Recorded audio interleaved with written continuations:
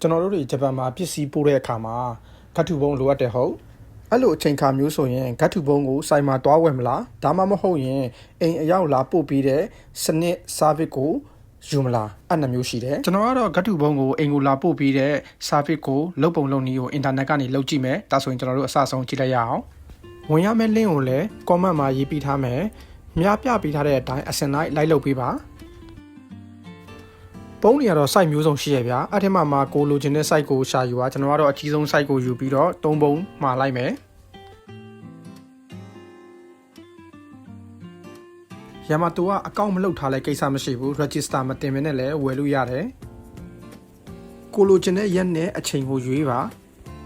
ဂတ်ထုပုံကိုလက်ခံမဲ့အိမ်လိပ်စာကိုထည့်ပေးရမယ်နံပါတ်1ကမိမိနာမည်နံပါတ်2 UV နံပါတ်ကိုထည့်ပြီးတော့မြားပြပေးထားတဲ့ဘော်တန်ကိုနှိပ်လိုက်တာနဲ့အော်တိုလိပ်စာထွက်မယ်နံပါတ်3လမ်းအမည်အမှတ်နံပါတ်4ကကျတော့